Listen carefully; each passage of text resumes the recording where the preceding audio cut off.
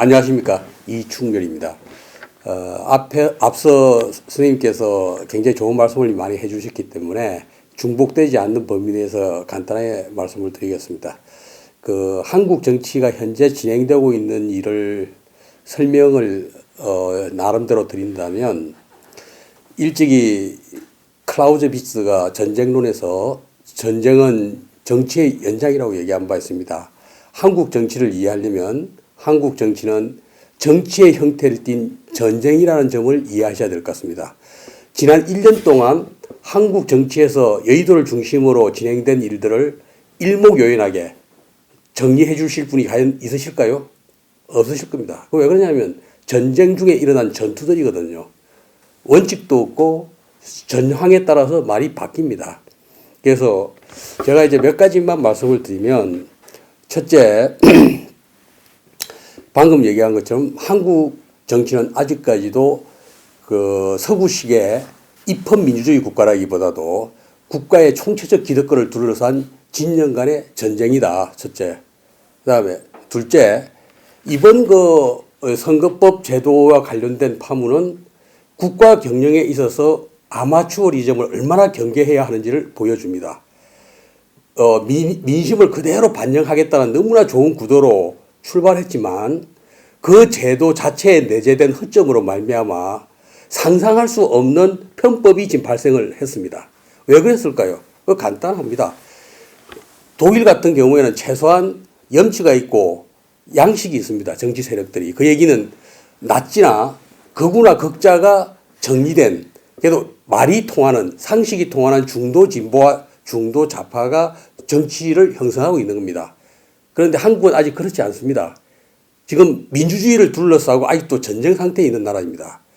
그런 나라에서 정당 득표율만으로 의석수를 결정한다고 했을 때 저는 당연하게도 비례 정당만을 목표로 하는 정당이 출현할 수밖에 없고, 그게 나타나는 순간 정치판이 개판이 될 거라고 예측을 했습니다.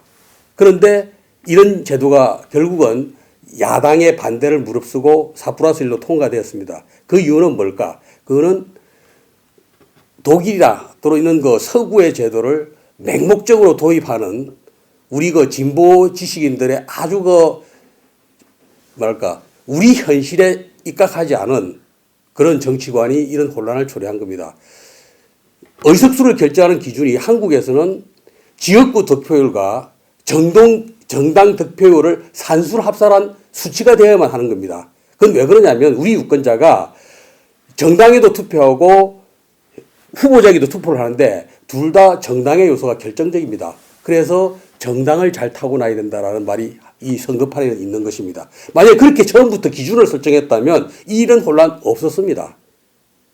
비례를 전문으로 한 당을 만들 수가 없었던 거죠.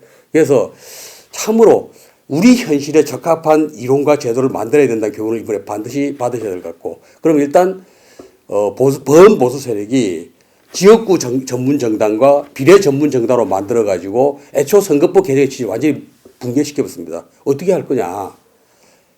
갑자기 400년 전 병자호란을 앞두고 아무런 군사적 방책도 준비하지 못한 김상현이 어찌 오랑캐에게 무릎을 꿇으랴. 싸워야 한다. 근데 실제로는 싸울 만한 군비도 없었고 장비도 없었어요. 군사도 없었어. 근데 싸워야 한다는 거야.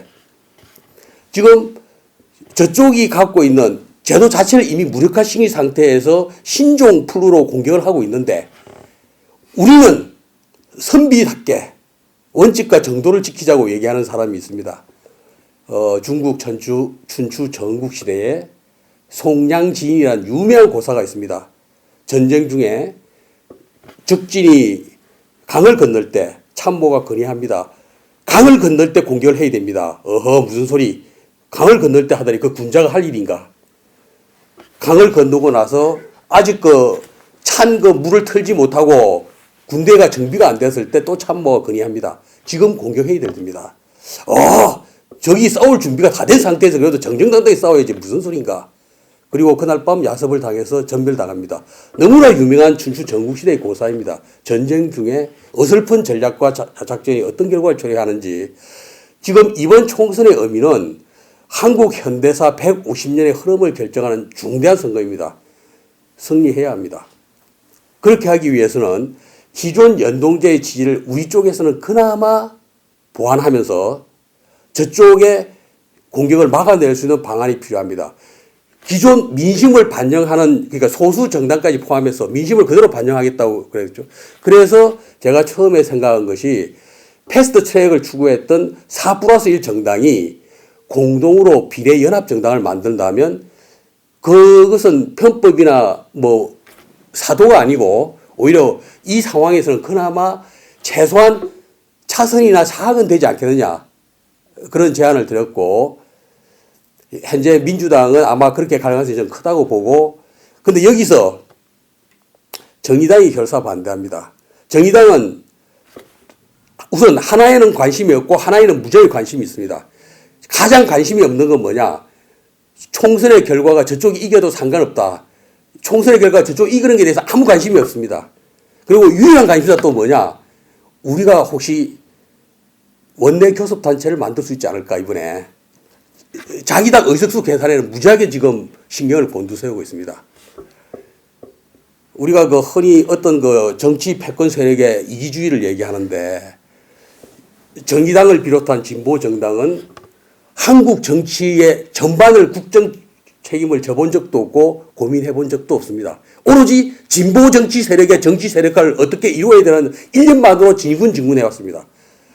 지금 근데 이 총선은 한 진보 정당의 생사가 중요한 것이 아니고 촛불혁명의 생사가 중요한 것입니다.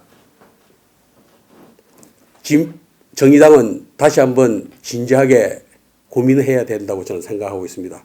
그나마 차선책, 차악책이라 할 수 있는 걸 선택할 수 있는 지혜로운 결단을 바라보지 않겠습니다. 짧게 끝내겠습니다.